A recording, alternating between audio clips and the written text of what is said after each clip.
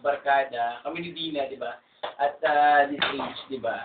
Parang iba yung may gap sa age pero Ganun pa rin samahan. hindi tinitingnan yung age, yung pagsasamahan ng bawat isa sa atin. Although nagkakilala tayo sa simbahan, pero maganda sa inyo, nagkakilala tayo sa simbahan. Ibig sabihin, pinagbuklod-buklod tayo sa simbahan.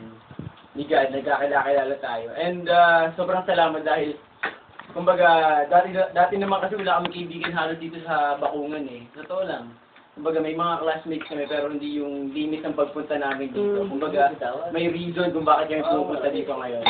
Ibong sa mga pinupunta namin, isa ka, lalo ka, di ba?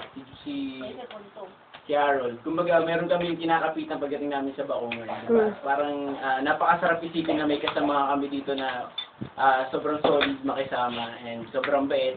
Diba? Hindi kami nalilimutan. Pero sana, hanggang sa mga darating na panahon, kung tumandaman tayo, diba? Tayo pa rin yung magkakainom mga ganitong bagay. Darating yung panahon, tayo magkakasama-sama ulit.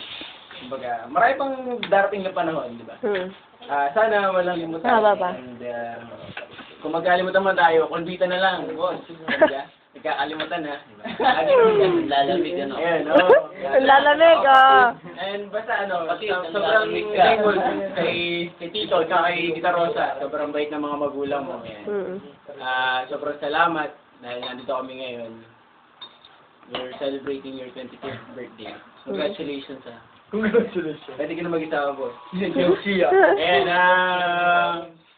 sana matwag-bulat ang mga pangarap mo. Siyempre, may pangarap din magulang mo sa'yo and may pangarap mo sarili mo. And good luck! Dahil, siyempre, tumatanda ang panahon, kailangan natin, di ba, mapasaya natin mga magulang natin. Yun lang, happy birthday and wish you all the best in life. Woo! Next one.